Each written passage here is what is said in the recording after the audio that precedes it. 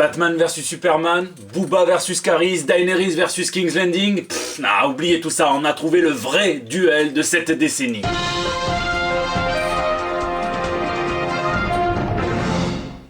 Monsieur Collard, Monsieur Collard, Monsieur Collard, Monsieur Collard, Monsieur Collard, oui, c'est insupportable. Bon, je connais pas le titre du film, mais c'est clairement Garcenis qui l'a écrit. On a deux personnages assez pathétiques, l'un qui fait pire en termes d'association foireuse que le poulet ananas, puisqu'il associe clairement des enfants et sa braguette, et l'autre, un avocat qui adore les caméras et l'huile d'olive, puisqu'il a glissé de la gauche de la SFIO dans sa jeunesse jusqu'à la droite extrême de Le Pen dans sa vieillesse. Bon, heureusement c'est de la fiction, parce que vous imaginez si nos hommes politiques étaient comme ça en vrai? Allez, trêve de blabla, aujourd'hui il manque plus que les danses de Vandale, puisqu'il règne une petite odeur d'ambiance scandale, de polémique, on va voir ça tout de suite, puisqu'ici, votre fidèle commis des comics, vous êtes dans l'émission qui fait le tour de l'actu de l'industrie du comic book et de ses dérivés, le JT Comics, le 194e, et tout de suite on passe aux news de la semaine. Made in China. En beaux occidentaux, on a associé le terme Made in China avec qualité pitoyable, mais évidemment, les Chinois savent s'adapter à ce qu'on leur demande dans les conditions qu'on leur donne, qu'il s'agisse de marchandises, d'art, voire même d'art promotionnel, puisque, selon moi, le plus beau poster pour X-Men Dark Phoenix nous provient de l'Empire du Milieu. Bon alors, ça semble officiel, mais rien de sûr, et malheureusement, on ne connaît pas l'artiste, mais c'est selon moi la meilleure façon de faire la promo de quelque chose, en s'adaptant à la culture du pays dans lequel le film sort, et là eh bien on a le style de peinture traditionnel chinois avec un animal, le Feng Wang, le phénix chinois, symbole de l'impératrice. Voilà, alors dites-moi ce que vous en pensez, mais je trouve ça toujours bien de commencer le JT avec un petit cassage de rétine en règle.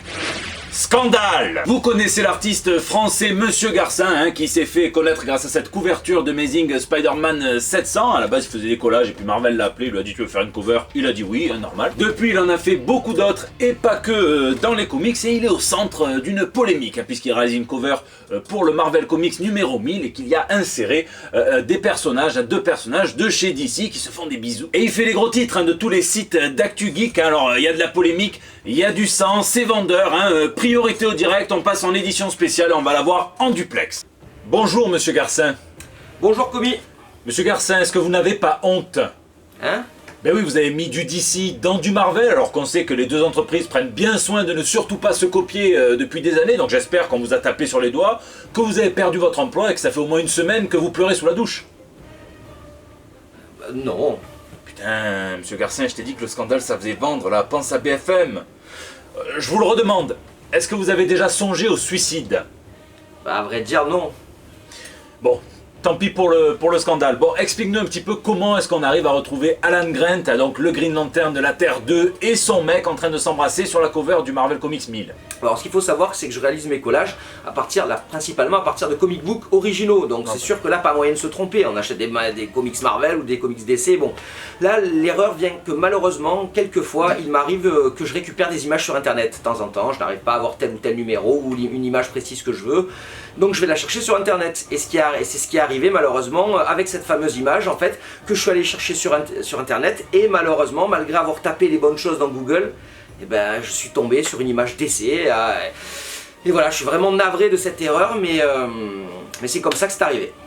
Bon, a priori, Marvel a été cool, l'erreur va être modifiée à temps pour la sortie du bouquin en août. Oui, alors heureusement, le comics doit sortir, pour l'anniversaire des 80 ans de Marvel, doit sortir en août. Donc, il n'est pas encore parti à l'impression. Donc, j'ai largement le temps de le rectifier, de le renvoyer, et que ce soit imprimé comme il faut pour le mois d'août. Bon, et dis-nous un petit peu, qu'est-ce que tu vas mettre à la place, du coup?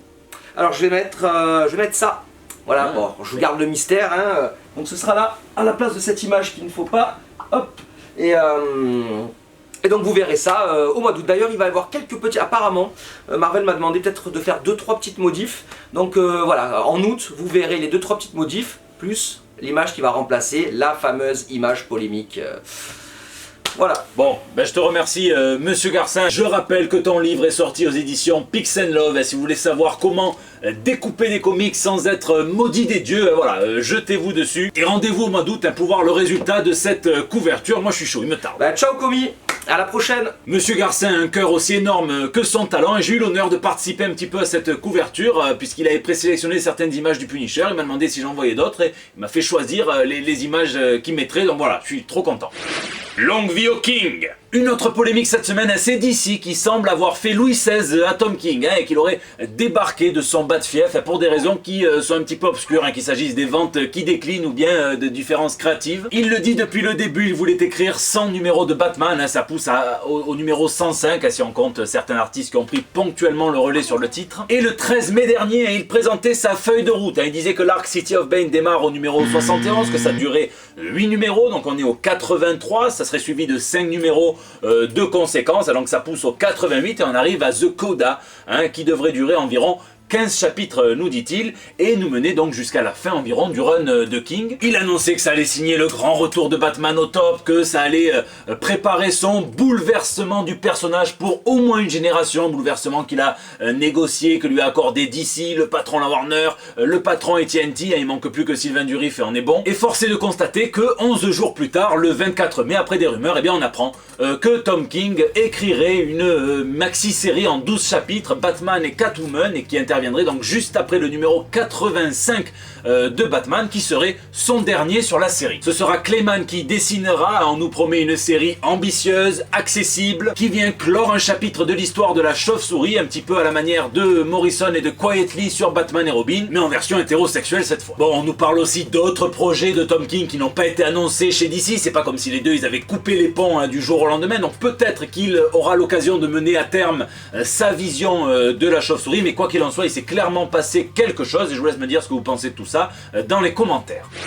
Halluciné. Et il ne se passe pas une semaine sans qu'il y ait une nouvelle pétition à signer, que ce soit pour la sortie de la Snyder Cut, que ce soit pour que l'on retourne l'entière saison 8 de Game of Thrones, ou bien pour que Robert Pattinson ne soit surtout pas casté en Batman alors que rien n'est encore fait. Et cette semaine, j'ai fait mon devoir de citoyen, non rien à voir avec le vote, j'ai signé une pétition, celle qui réclame que le nouveau Wolverine du MCU soit incarné par Danny DeVito. Ça ferait encore un transfuge du pingouin de DC jusqu'au glouton de chez Marvel, et en plus c'est marrant puisque la pétition, qui est évidemment rigolote, donne deux raisons principales. Un, la taille de DeVito est plus proche de la taille de Wolverine dans les comics, ça sous-entendu de celle de Hugh Jackman, puisque très clairement le Wolverine des comics mesure 1m60 alors que Danny DeVito mesure 13 cm de moins 1m47 et Hugh Jackman il mesure 1m88. Petit 2, on a vu sa prestation en tant que Trashman dans la série Philadelphie, donc on sait tous qu'il est tout à fait capable de se battre et qu'il n'a pas peur de se salir les mains. C'est signé.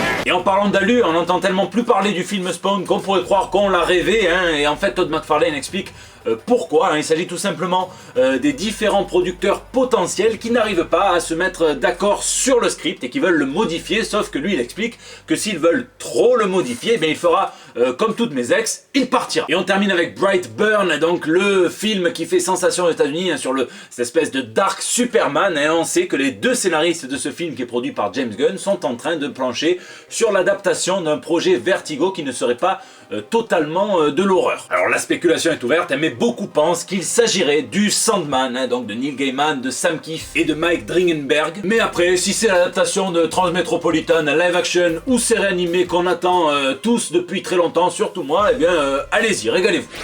Bat teasing. Du teasing avec DC qui embrasse totalement l'aspect métal du dernier projet de Scott Snyder et de Greg Capullo sur la chauve-souris, à Batman Last Night on Earth, et donc Batman qui se promène dans le désert avec la tête du Joker décapité, un petit peu un mix entre John Wick et Bruce Wayne. Comme John Wayne s'est déjà pris, on va dire Bruce Wick. Et DC semble venir un petit peu capitaliser sur le succès de la coupe Mohawk de Captain Marvel, puisqu'on va avoir droit à une Wonder Woman littéralement un peu chauve sur les bords. Dans un petit tweet, Jason Fabok nous dit que l'on va bien finir par découvrir les mystères qui se cachent derrière le fameux récit des 3 Jokers. Il nous dit que Geoff Johns écrit un récit représentant un chevalier noir classique qui se fie à ses capacités de détective et de combattant pour que justice soit faite avec le Joker, demi-mollant. Et l'artiste Stjepan Sejic a dévoilé qu'il travaillait sur un projet pour le DC Black Label, et sur l'image qu'il a montré, zéro couille, un petit peu comme chez les Immaculés, zéro tub, un petit peu comme dans le slip de Tintin, pas de doute, nous sommes bien chez le Black Label. 3 chapitres de 60 pages chacun, et l'image qu'il a postée tourne un petit peu à l'inceste chelou, puisqu'on dirait Man-Bat déguisé en Batman. Je suis chaud.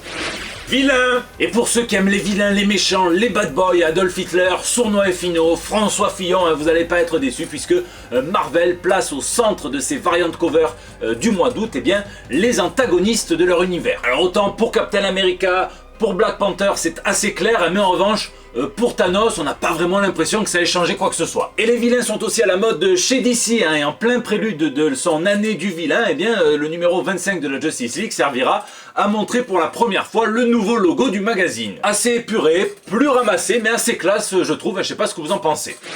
Lisez, lisez et lisez, hein, cette semaine, moi, 2 comics de retour. Hein. Le retour de Cross, donc, qui est réédité par iComics, la série originelle en 9 chapitres par Garth Ennis et par Jason Burrows. Alors, il y a beaucoup de polémiques. Hein. Tous ceux qui vous diront que c'est de la violence gratuite, faites-vous votre idée. Selon moi, pas du tout. Selon moi, c'est l'exploration de la place de l'espoir dans les récits post-apocalyptiques. Alors certes, il y a de la violence, mais il faut pas s'arrêter à ça. On n'est pas dans Saw 7 ou Saw 8. Moi, c'est un récit d'Ennis que j'ai toujours beaucoup aimé. Je suis content qu'il soit de retour à un prix abordable et pas au prix des spéculateurs et de l'ancienne édition de chez Brajlon. Et le deuxième retour, hein, c'est celui de la première famille de chez Marvel Comics, hein, les 4 Fantastiques. Alors c'est un retour diesel, hein, c'est un retour qui vient lentement. D'ailleurs, derrière marqué, la première famille Marvel s'apprête à être réunie. Hein, donc bon, ça met un petit peu de temps, mais c'est pas grave, c'est très bien.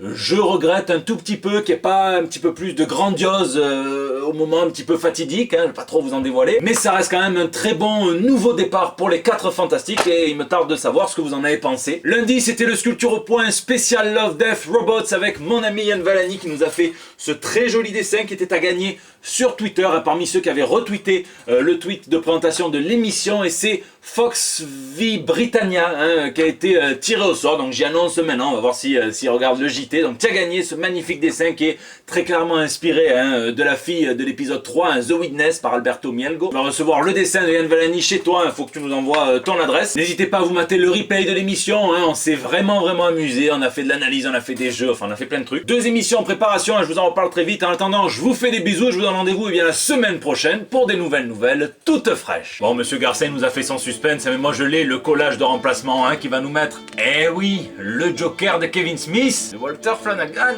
Ah, rien que de tenir, ça me fait mal.